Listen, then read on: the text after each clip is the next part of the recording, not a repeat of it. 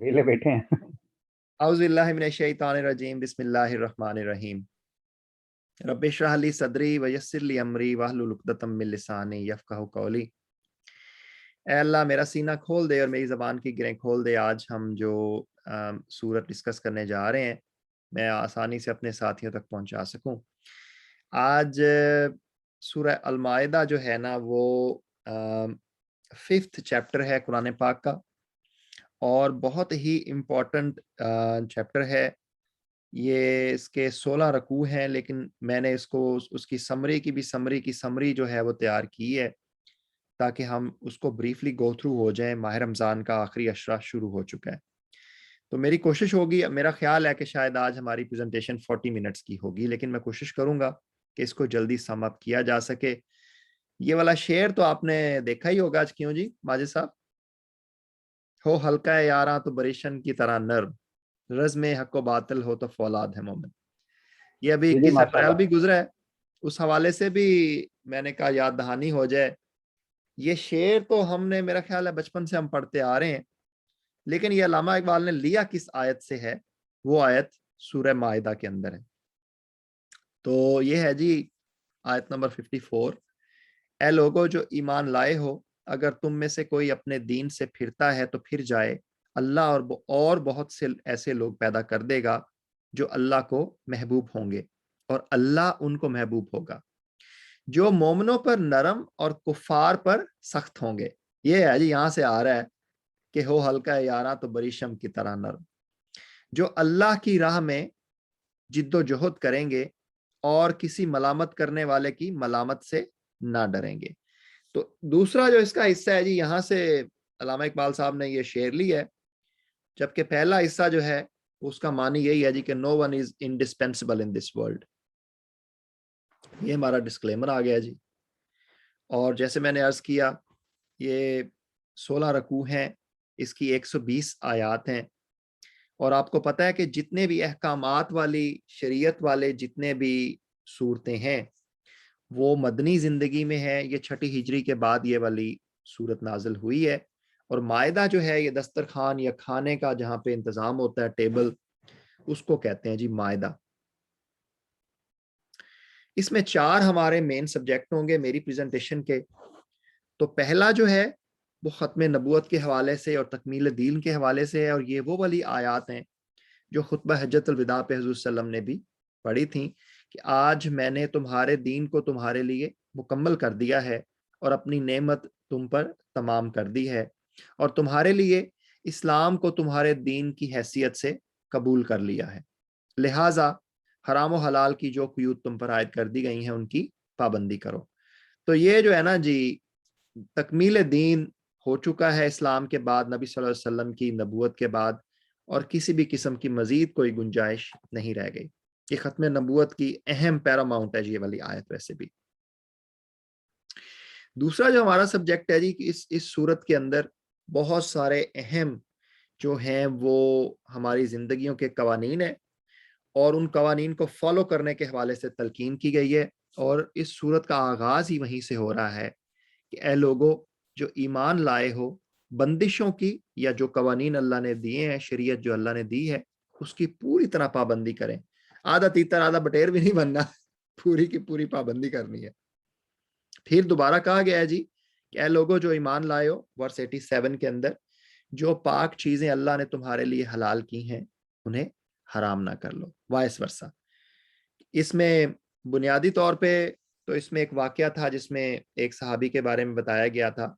एक सहाबी जो थे वो अपनी वाइफ के पास नहीं जाते थे, लेकिन जनरली जो है ये यूनिवर्सली हर चीज, हर जो इस्लाम ने हमारे पर कानून लागू किया है उसके ऊपर ये वाला रूल अप्लाई होगा कि कोई भी अल्लाह ने चीज जो हलाल की है उसको हराम, और हराम किया उसको हलाल नहीं किया जा सकता।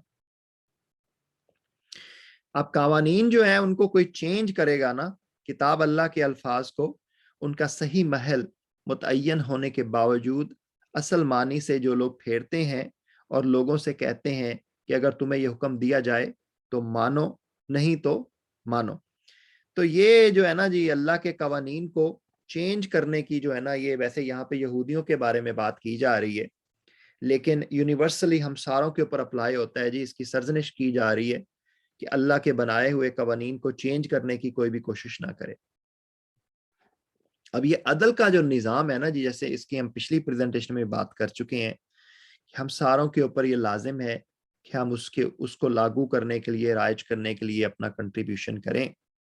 اے لوگو جو ایمان لائے ہو، اللہ کی خاطر راستی پر قائم رہنے والے اور انصاف کی گواہی دینے والے بنو. کسی گروہ کی دشمنی تم کو اتنا مشتعل نہ کر دے کہ انصاف سے پھر جاؤ. عدل کرو، یہ خدا ترسی سے زیادہ مناسبت رکھتا ہے. تو یہ عدل کرنا، عدل کے نظام کو سپورٹ کرنا، اس کی گواہی دینا، چاہے دشمنی بھی ہو تو بھی آپ نے گواہی دینی ہے، اس سے نہیں پھرنا. یہ دیکھ لیں بہت زیادہ سخت اس کے اوپر اسلام کے اندر جو ہے ہمیں تلقین کی گئی ہے. پھر اللہ نے کہا ہے جی کہ فیصلہ کرو تو پھر ٹھیک ٹھیک انصاف کے ساتھ کرو، اور اللہ انصاف کرنے والوں کو پسند کرتا ہے. تو یہ جناب ججوں کو خاص طور پہ جن کے ذمہ انصاف کا نظام کام کرنے کی جو ہے نا ذمہ داری ہے، ان کو کہا جا رہا ہے. لیکن اگر ہم نے بھی کسی چیز کے کوئی فیصلہ ہمارے ذمہ آتا ہے، کوئی ہم سے پوچھتا ہے، کوئی اوپینین دینی ہے، تو ہمارے پر بھی اپلائی ہو جائے گا. باقی جج جو ہیں وہ کیا کر رہے ہیں وہ آپ کے سامنے ہی ہے جی. اللہ تعالیٰ ہر ایک کو جو ہے وہ ہدایت دے جی. اب جناب جو اب ان قوانین کو فالو نہیں کرے گا، اس کے لیے اللہ نے یہاں پہ 3 زبردست قسم کی جو ہے نا جناب حدیں نافذ کر دی ہیں. سورت کی آیات نمبر 44، 45 اور 47 کے اندر اللہ نے کہہ دیا ہے کہ یہ جو لوگ ہیں نا، یہ انصاف کا نظام جو قائم نہیں کرتے اور اس کے مطابق فیصلے نہیں دیتے، وہ کافر ہیں، ظالم ہیں اور فاسق ہیں. ان کے اوپر اللہ نے 3 ڈگریاں جو ہے نا وہ لاگو کر دی ہیں، اور اس کے مطابق اللہ تعالیٰ پھر ان کو سزا دے گا زبردست قسم کی. یہ کسی بھی بے گناہ شخص کو جو قتل کرنا ہے نا جی، اس کی سزا کیا ہے؟ جس نے کسی انسان کو خون کے بدلے یا زمین میں فساد پھیلانے کے سوا کسی اور وجہ سے قتل کیا، اس نے گویا تمام انسانوں کو قتل کیا. اور جس نے کسی ایک کی جان بچائی، اس نے گویا تمام انسانوں کو زندگی بخش دی. تو یہ دیکھیں جی کسی کو قتل کرنا جو ہے وہ کتنا بڑا جرم ہے. اب جو ڈاکٹر حضرات ہیں جس بارے میں کیا خیال ہے جی؟ وہ جو جان بچانے کی کوئی کوشش تو کرتے ہیں، وسیلہ بنتے ہیں، کیا خیال ہے آپ کا؟ ماشاءاللہ جناب، وہ جیسے کہا گیا ہے کہ ایک انسان کی جان بچانا پوری انسانیت کی جان بچانا ہے. تو ماشاءاللہ اللہ تعالیٰ نے جو اپنے ڈفرینٹ کریکٹرسٹک ہیں، انہوں نے سے یہ کریکٹرسٹک جو شفا کی ہے وہ ماشاءاللہ ڈاکٹر حضرات کے ہینڈ میں رکھی ہوئی ہے. تو اس لیے ان کو مسیحا کا جو ہے لقب بھی دیا جاتا ہے. تو ڈیفینیٹلی ہیوج تھنگ. بالکل جی، تھینک یو ویری مچ جی، مجھے انکریج کرنے کا آپ کا شکریہ. اب مختلف سزائیں آ رہی ہیں جی، چونکہ آگے فسادی کی سزا بھی اللہ نے، چونکہ پیچھے بتایا گیا ہے اگر تو فساد پھیلانے کی وجہ سے قتل کیا نا تو اس پہ یہ والا رول اپلائی نہیں ہوتا، کیونکہ جو فسادی ہے نا جی اس کے لیے اللہ نے کہا ہے کہ زمین میں فساد پھیلانے کی صحیح کر رہے ہیں جو بھی لوگ ہیں، مگر اللہ فساد برپا کرنے والوں کو ہرگز پسند نہیں کرتا. اور پھر اس کے لیے سزا کیا ہے جی؟ جو لوگ اللہ اور اس کے رسول سے لڑتے ہیں اور زمین میں اس لیے تگ و دو کرتے پھرتے ہیں کہ فساد برپا کریں، ان کی سزا یہ ہے کہ قتل کیے جائیں یا سولی پر چڑھائے جائیں یا ان کے ہاتھ اور پاؤں مخالف سمتوں سے کاٹ ڈالے جائیں یا وہ جلا وطن کر دیے جائیں. اب یہ جو جتنے قوانین یہاں پہ بتائے جا رہے ہیں، اس میں یہ چیز ہم ساروں کو ذہن میں رکھنی چاہیے، ان کو لاگو کرنا کسی انڈیویجول کی، میری یا آپ کی رسپانسبلٹی نہیں ہے. یہ والے قوانین اسلامک اسٹیٹ کے اندر جو اسلامک گورنمنٹ ہوگی انہوں نے اس کو نافذ کرنا ہے. کسی کے ہاتھ میں یہ اختیار نہیں دے رہا ہمارا دین کہ وہ پورے کا پورا قانون جو ہے اس کا نظام اپنے ہاتھ میں لے کے یہ والی چیزیں کرنا شروع کر دے. اس کی کسی بھی قسم کی قطعاً کوئی ہمارے دین میں، شریعت میں گنجائش نہیں ہے.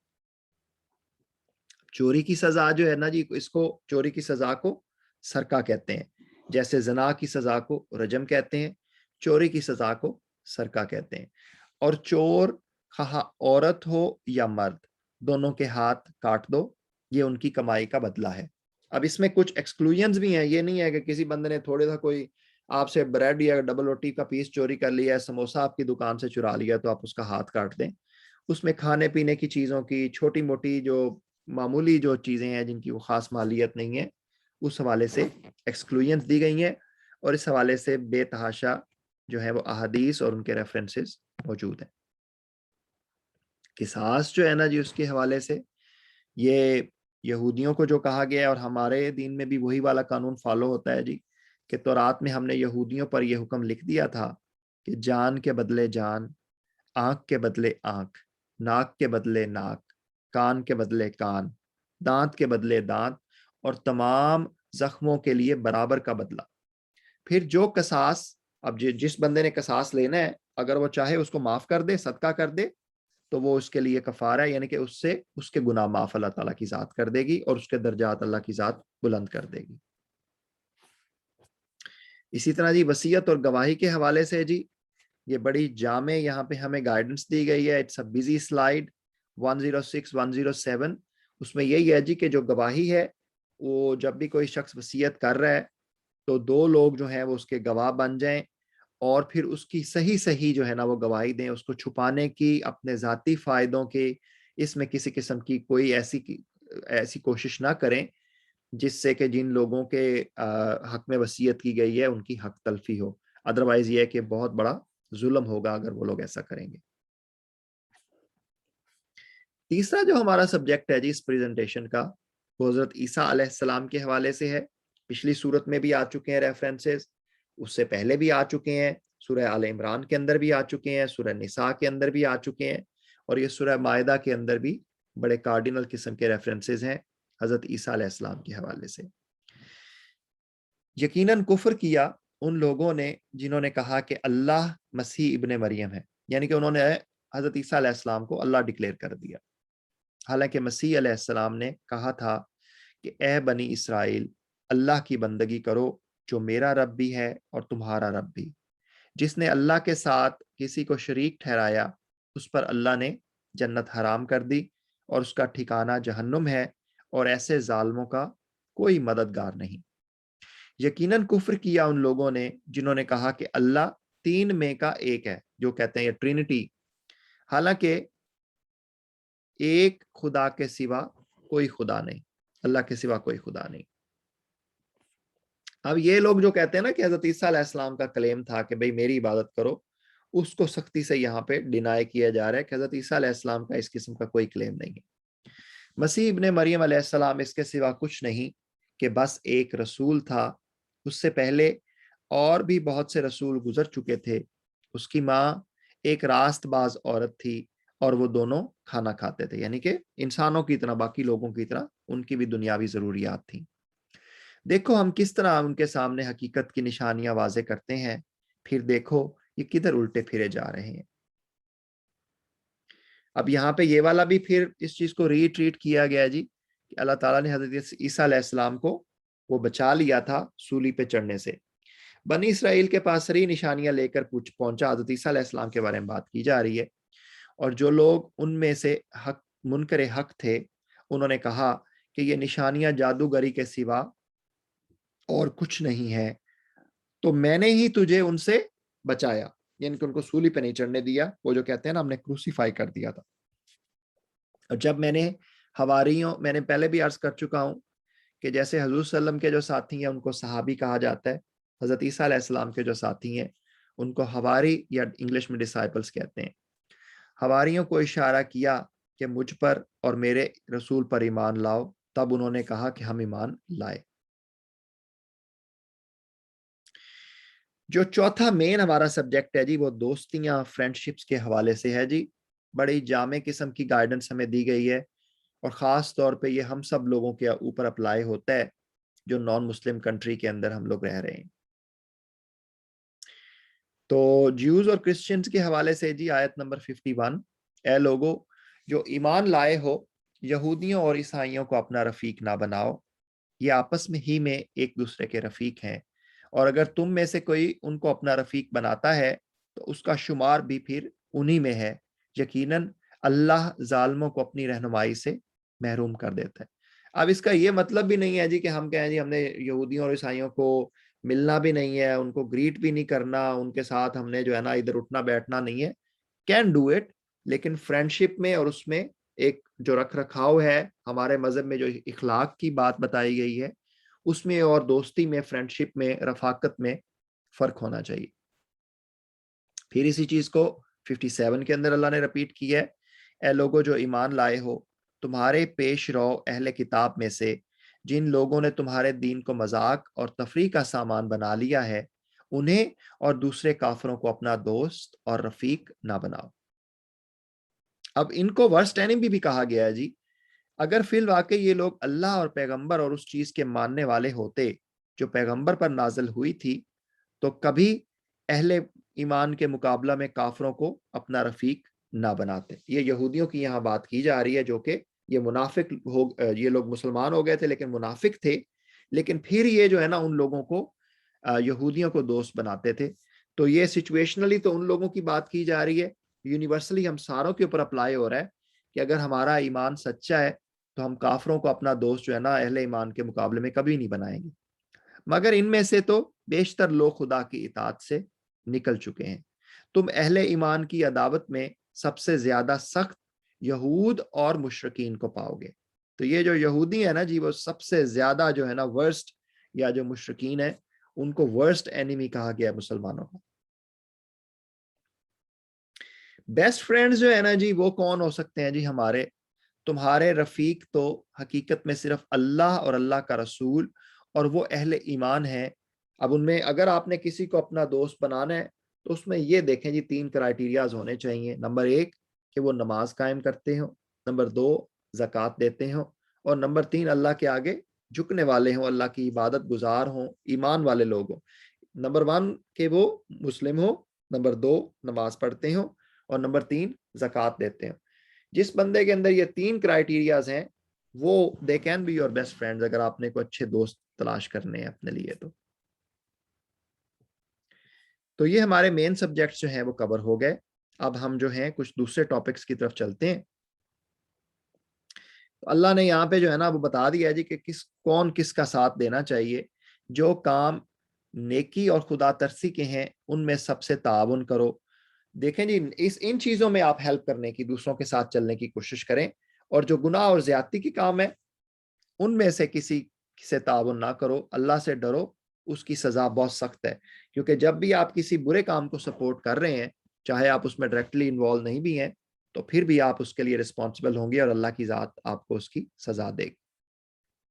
حلال اور حرام کے حوالے سے جی دوبارہ سے بڑی اس میں ڈیٹیل سے ہمیں گائیڈنس دی گئی ہے جی کہ کون کون سی چیزیں ہیں جو حرام کی گئی ہیں, ان سے ہمیں جو ہے نا جی وہ اوائڈ کرنا چاہیے. آیت نمبر 3 کے اندر اس میں یہ بھی دیکھ لیں جی کہ کسی کے آستانے پر اگر اللہ کا نام نہیں لیا گیا اور کسی کے آستانے پہ ذبح کیا ہوا جانور جو ہے نا جی وہ اگر ہے تو وہ بھی آپ حرام کیٹیگری کے اندر آتا ہے.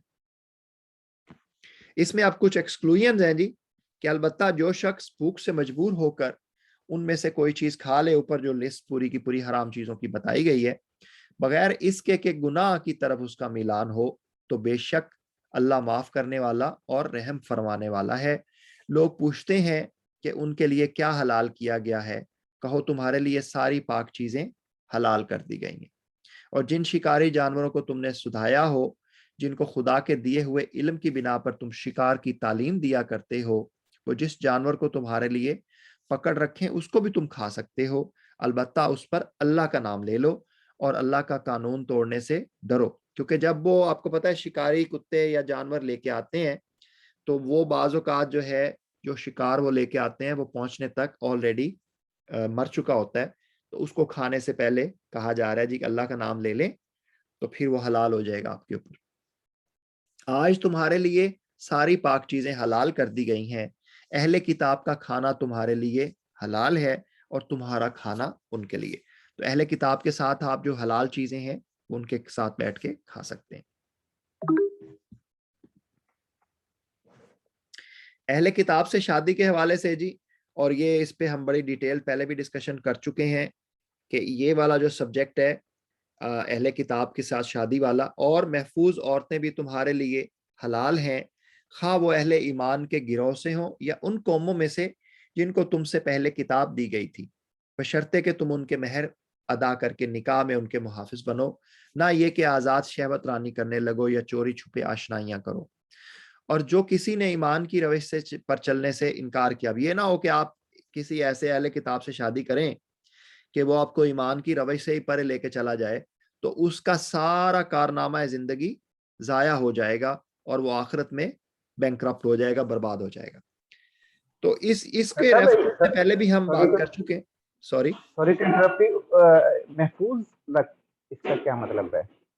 محفوظ یعنی کہ پاک دامن کہہ لیں، جو کسی مطلب یہ ہے کہ راہ چلتی یا کہہ لیں کہ جو اچھے کیریکٹر کے لوگ نہ ہوں، اس کو اس سے ایکسکلوڈ کر دیا گیا ہے۔ جو جنہوں نے اپنی عزتوں کی حفاظت کی ہوئی ہو، اچھے گھرانوں سے ہوں اور ان کا نیک چال چلن ہو، اس حوالے سے محفوظ کا لفظ استعمال کیا گیا ہے۔ محسنات کا لفظ بھی ایک اور جگہ پہ ہم پیچھے پڑ چکے ہیں، وہ بھی استعمال کیا گیا۔ اس کو جو ہے یہ والی جو ریفرنس ہے، اس کو بہت سارے لوگ غلط استعمال کرتے ہیں۔ اسی لیے جب لاسٹ ٹائم میں نے میرٹل ایشوز کے حوالے سے بات کی تھی، تو اس میں میں نے بہت کلیئرلی بتا دیا تھا کہ اللہ تعالیٰ نے اس میں ایکسکلوژن دی ہے ہر اس بندے کو جو کہ جس نے جو ہے کسی بھی لیول پہ جو شرک کرتا ہے۔ اور کرنٹلی اہل کتاب جتنے بھی ہیں، آپ کو پتہ ہے چونکہ سارے کا سارا لٹریچر چینج ہو چکا ہے، ان کی ساری کتابیں جو ہیں وہ کرپٹ ہو چکی ہیں اور وہ سارے کے سارے ہی شرک کرتے ہیں، لہٰذا ان پر یہ والا رول جو ہے وہ اپلائی کرنا بڑا ہی مشکل ہو جائے گا۔ شاید ہو سکتا ہے کوئی 1,00,000 کے اندر کوئی ایک بندہ ایسا ہو اہل کتاب جو شرک نہ کرتا ہو، کیونکہ اگر وہ شرک کرتے ہیں تو پھر تو آٹومیٹیکلی اس قانون سے وہ ایکسکلوڈ ہو جاتے ہیں۔ لہٰذا اس آیت کی جو انٹرپریٹیشن ہے اس کو کرنے میں بہت احتیاط سے کام لینا پڑے گا۔ اچھا جی، وضو اور تیمم کے حوالے سے یہ ہمیں گائیڈنس آیت نمبر 6 کے اندر دی گئی ہے۔ اے لوگو جو ایمان لائے ہو، جب تم نماز کے لیے اٹھو تو چاہیے کہ اپنے منہ اور ہاتھ کوہنیوں تک دھو لو، سروں پر ہاتھ پھیر لو اور پاؤں ٹخنوں تک دھو لیا کرو۔ اگر جنابت کی حالت میں ہو تو نہا کر پاک ہو جاؤ۔ اگر بیمار ہو یا سفر کی حالت میں ہو تو تم میں سے کوئی شخص رفع حاجت کر کے آئے، یا تم نے عورتوں کو ہاتھ لگایا ہو اور پانی نہ ملے تو پاک مٹی سے کام لو، بس اس پر ہاتھ مار کر اپنے منہ اور ہاتھوں پر پھیر لیا کرو۔ یہ تیمم کرنے کا طریقہ بتایا جا رہا ہے۔ اب اس میں وہ تھوڑا سا دیکھنا پڑے گا کہ کتنے ڈایا میٹر تک اگر جو ہے وہ پانی نہیں ملتا تو اس پہ یہ والا رول اپلائی ہوگا۔ اللہ تم پر زندگی کو تنگ نہیں کرنا چاہتا، مگر وہ چاہتا ہے کہ تمہیں پاک کرے اور اپنی نعمت تم پر تمام کر دے، شاید کہ تم شکر گزار بنو۔ یہ سواس سبیل جو ہے نا جی، یہ ٹرمنالوجی 3 دفعہ اس صورت کے اندر استعمال ہوئی ہے جی۔ یہ سواس سبیل کیا چیز ہے جی؟ گیس لگا دیں مائک انمیوٹ کر کے۔ جی سوری ڈاکٹر صاحب، بولتا جا رہا تھا مائک میوٹ کیے بغیر۔ ہاں جی ہاں جی، آپ بولیں۔ جی، سواس سبیل جو ہے ایک تو میرا جو برا رستہ ہے اس کو کہتے ہیں شاید۔ نہیں، یہ آپ نے الٹ کر دیا۔ بیسیکلی صراط مستقیم کا جو الٹرنیٹ ورڈ ہے نا، وہ سواس سبیل ہے۔ یہ وہ راستہ ہے جو آپ کو اس دنیا سے سیدھا جنت میں لے جائے گا انشاءاللہ۔ تو یہ 3 آیات کے اندر اللہ نے جناب آیت نمبر 12، 60 اور 77 کے اندر اللہ نے سواس سبیل کی ٹرمینالوجی یوز کی ہے۔ تم میں سے کفر کی روش اختیار کی تو در حقیقت اس نے سواس سبیل یعنی کہ صراط مستقیم اس نے لوز کر دیا، وہ کسی اور راستے پہ چل پڑا۔ احسان جی، اللہ تعالیٰ نے بار بار قرآن میں ہمیں بتایا ہے جی کہ احسان جو لوگ کرتے ہیں نا، اس کو اللہ بہت پسند کرتا ہے، یعنی کہ اپنا رائٹ بھی آپ سرنڈر کر دیں اور اللہ سے اجر کی توقع کریں تو اللہ کی ذات آپ کو اجر دے گی۔ اچھا جی، اللہ کے چہیتے ہیں جی، یہ کچھ لوگ سمجھتے ہیں، مطلب یہ ویسے تو یہاں پہ یہود اور نصارہ کے حوالے سے بات کی جا رہی ہے، لیکن یونیورسلی ہم ساروں پہ اپلائی ہوتا ہے۔ یہ کہتے ہیں جی کہ ہم اللہ کے بیٹے اور اس کے چہیتے ہیں، ان سے پوچھو پھر وہ تمہارے گناہوں پر تمہیں سزا کیوں دیتا ہے؟ در حقیقت تم بھی ویسے ہی انسان ہو جیسے اور انسان خدا نے پیدا کیے ہیں، وہ جسے چاہتا ہے معاف کرتا ہے اور جسے چاہتا ہے سزا دیتا ہے۔ تو یونیورسلی سر یہ ہم ساروں پہ اپلائی ہوتا ہے کہ ہم چہیتے نہیں ہیں، اگر ہم نیک اعمال نہیں کریں گے تو ہمیں بھی ویسے ہی سزا ملے گی۔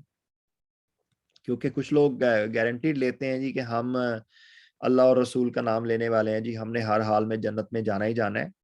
تو ایسی کوئی بات نہیں ہے. اللہ سزا دے گا اگر ہم اپنے اعمال درست نہیں کریں گے، اور کوئی گارنٹی نہیں ہے کسی کے پاس. اب یہ آگے اسی بات کو دوبارہ رپیٹ کیا ہے جی کہ جنت کا کوئی ٹھیکیدار کوئی بھی نہیں ہے. مسلمان ہو یا یہودی، صابی ہو یا عیسائی، جو بھی اللہ اور روز آخر پر ایمان لائے گا اور نیک عمل کرے گا، بے شک اس کے لیے نہ کسی خوف کا مقام ہے نہ رنج کا.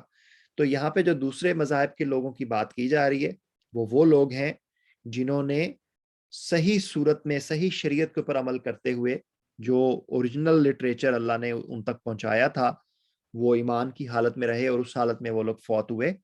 وہ ان پر جو ہے اللہ تعالیٰ کہہ رہے ہیں کہ ان کو بھی اسی طرح جنت میں اللہ تعالیٰ پہنچائے گا جیسے کسی اور مسلمان کو پہنچائے گا. حابیل اور قابیل والی جو فیورٹ سٹوری ہے جی، فیمس سٹوری ہے سوری، وہ بھی اسی صورت کے اندر آیات نمبر 28 سے 31 میں آتی ہے، جس میں کہ حابیل نے قابیل کو میرا خیال ہے مرڈر کیا تھا، حضرت آدم علیہ السلام کے جو 2 بیٹے تھے، اور پھر کوے نے اس کو کس طرح سے سکھایا تھا کہ دفن کیسے کیا جاتا ہے، کیونکہ یہ اس کائنات کا پہلا قتل تھا. یہ ڈفرینٹ شریعتیں جو ہے نا جی، یہ کیوں ہیں؟ اس کی کیا وجہ ہے؟ سارے کے سارے جو ہیں وہ ایک ہی شریعت اللہ نے کیوں نہیں شروع سے بتا دی تھی بھائی، ازل سے لے کے ابد تک؟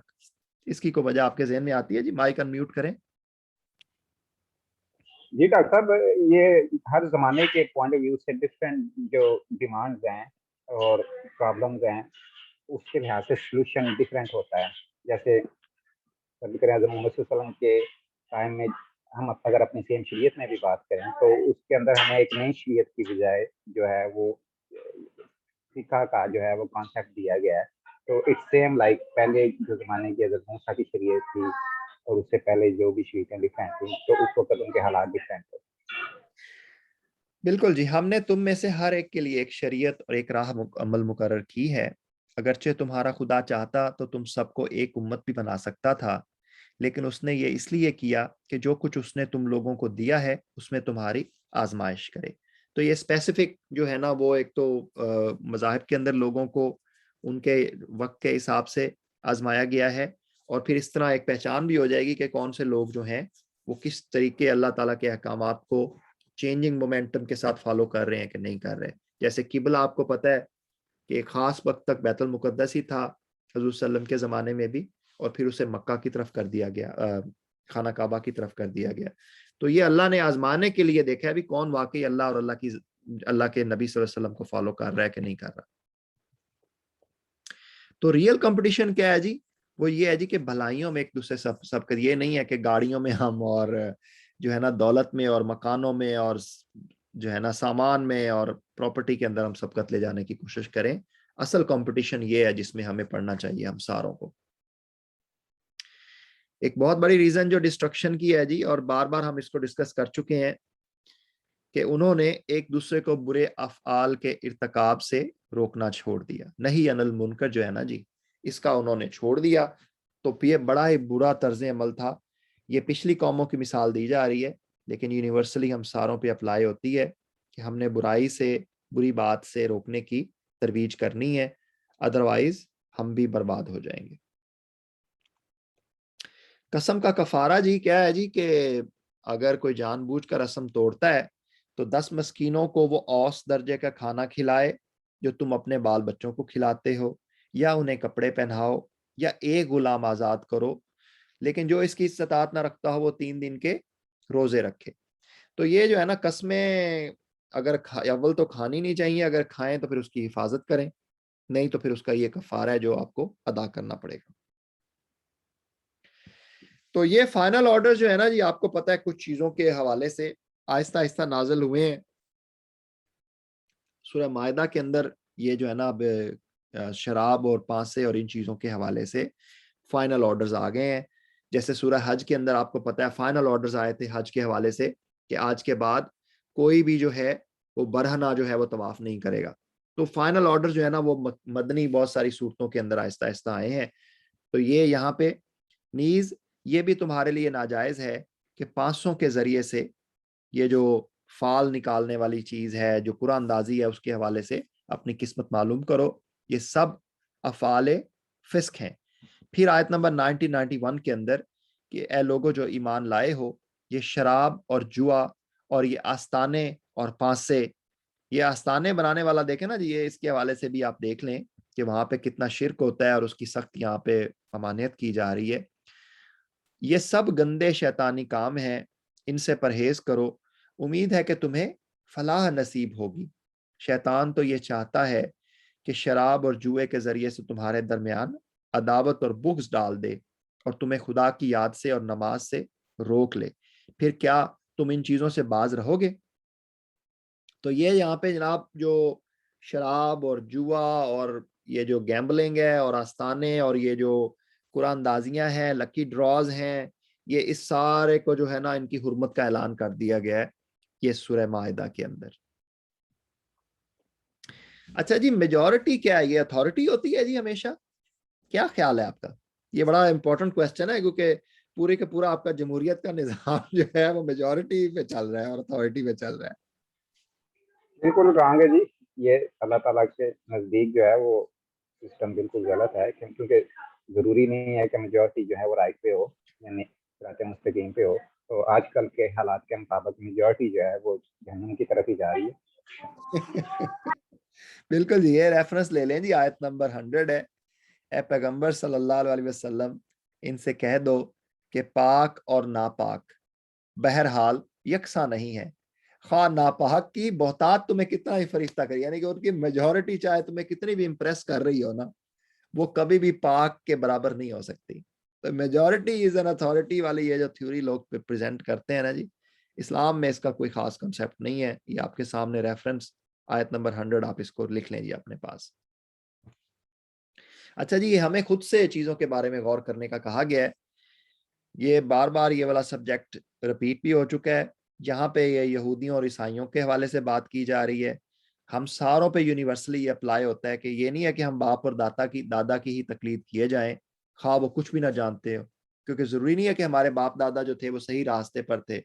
اب اس میں آپ دیکھ لیں، حضرت ابراہیم علیہ السلام کے فادر کی مثال ہے، حضرت نوح علیہ السلام کے بیٹے کی مثال ہے، ٹھیک ہے نا، حضرت لوط علیہ السلام کے بچوں کی اور ان کی وائف کی مثالیں موجود ہیں۔ تو ضروری نہیں ہے کہ ہم نے جو ہے وہ اپنے باپ دادا کی تقلید کرنی ہے۔ یہاں پہ ہمیں پھر اس چیز کے لیے انسٹیگیٹ کیا جا رہا ہے کہ ہم خود سے غور و غوض کریں، غور و فکر کریں۔ اللہ نے ہمیں اپنے عقل اور دماغ دی ہے ہر شخص کو۔ تو یہ سب سے پہلے جی انسان نے خود کو ٹھیک کرنا ہے، اس سے پہلے کہ ہم دوسروں کو ٹھیک کرنے کے لیے چل پڑیں۔ اے لوگوں جو ایمان لائے ہو، اپنی فکر کرو، کسی دوسرے کی گمراہی سے تمہارا کچھ نہیں بگڑتا اگر تم خود راہ راست پر ہو، اللہ کی طرف تم سب کو پلٹ کر جانا ہے۔ اب اس کا یہ مطلب ہی نہیں ہے کہ آپ نے دوسروں کو پیغام نہیں دینا، پیغام تو آپ نے دینا ہی دینا ہے، لیکن کریکشن جو ہے، جو امپلیمنٹیشن ہے، وہ سب سے پہلے آپ اپنی ذات کے اوپر کرنی ہے۔ یہ نہیں ہے کہ خود تو ہم اپنی فکر ہی نہ کریں اور دوسروں کو ہتھوڑا اٹھا کے کھڑے ہو جائیں بھی تو نے یہ کام کرنا ہی کرنا ہے۔ تو یہ جو ہے نا، پہلے ہم نے خود کو درست کرنا ہے۔ صدق اللہ العلی العظیم جی، میرا خیال تھا ہم بہت لمبا کھینچیں گے، لیکن میں نے کوشش کی تھی 40 منٹس میں، اللہ کی ذات نے پتہ نہیں کیسے مکمل کروا دی ہے۔ ٹیک ہوم میسیجز یہی ہیں جی کہ دین کی تکمیل ہو چکی ہے، اور اس کے بعد کچھ بھی اگر کوئی دعویٰ کرتا ہے، کوئی لانے کی کوشش کرتا ہے، تو ریفرنسز آپ کے سامنے موجود ہیں۔ باقی فرینڈشپ کے حوالے سے کرسچینز اور جیوز کے حوالے سے بڑی کارڈینل قسم کے ریفرنسز آ گئے ہیں اس صورت کے اندر۔ اس میں ہمیں بہت محتاط رہنا ہوگا، اور نظام عدل کے لیے ہمیں ہر لیول پہ، اپنے لیول پہ جو بھی ہم کنٹریبیوشن کر سکتے ہیں وہ ہم ساروں کے اوپر فرض ہے جی۔ جو کچھ ہم نے پڑھا ہے، اللہ تعالیٰ اس کو سمجھنے کی، عمل کرنے کی اور آگے پہنچانے کی توفیق عطا فرمائے۔ میں اپنی غلطیوں کوتاہیوں کی رب کی ذات سے اور آپ سب لوگوں سے معافی چاہتا ہوں۔ کوئی آپ کے کویسچنز ہیں، کمنٹس ہیں، ڈسکشن ہے، تو میں حاضر خدمت ہوں۔ میں رب کو اور آپ کو گواہ بناتا ہوں کہ میں جتنی دیر بھی آپ لوگوں کے ساتھ رہا ہوں، ماجد بھائی، میں حق کی بات آپ لوگوں کو تک پہنچاتا رہا ہوں، ٹھیک ہے نا۔ تو یہ آپ، یہ قیامت والا دن بھی جو ہے نا، رب کی ذات تو گواہی دے گی، آپ نے بھی گواہی دینی ہے انشاءاللہ ڈاکٹر صاحب، انشاءاللہ۔ جزاک اللہ خیر ڈاکٹر صاحب، ماشاءاللہ ایز یوزل آپ نے یو نیلڈ اٹ اگین، ماشاءاللہ۔ تو اس میں آپ نے ماشاءاللہ بلکہ ایک مس بھی کیا ہے ٹیک ہوم میسیج کے اندر، پرنٹی کا جو ماشاءاللہ آپ نے حوالہ دیا تھا، تو وہ بھی بہت امپورٹنٹ پوائنٹ تھا کہ یعنی 3 کا کوئی کنسیپٹ نہیں ہے، ایک کا کنسیپٹ ہے، وہ اللہ سبحانہ تعالیٰ ہی ہے. تو اس میں بلکہ میرے ذہن میں آتا ہے تو پھر اگر ہم پتہ نہیں بھول بھی جاتا ہے کہ وہ ہولی اسپرٹ کیا ہے، یعنی گاڈ سن اور ہولی اسپرٹ کس کو کہتے ہیں یہ؟ دیکھیں قرآن پاک کے اندر جو روح کا لفظ استعمال کیا گیا نا، وہ تو حضرت جبرائیل علیہ السلام کے لیے یہاں پہ استعمال کیا گیا ہے. لیکن جو ان لوگوں کا جو کانسیپٹ ہے وہ ہولی اسپرٹ شاید حضرت جبرائیل علیہ السلام کے لیے ہی استعمال کرتے ہیں، یا کوئی اور یہ کہتے ہیں جی کہ ہولی اسپرٹ حضرت مریم اور حضرت عیسیٰ علیہ السلام یہ جو 3 ہیں نا، یہ تینوں ایک ہیں اور یہ خدا ہیں. اس کو یہ ان کا ٹرینٹی کا کانسیپٹ ہے. چلیں اللہ غارت کرے اور ہدایت دے. جزاک اللہ خیر ڈاکٹر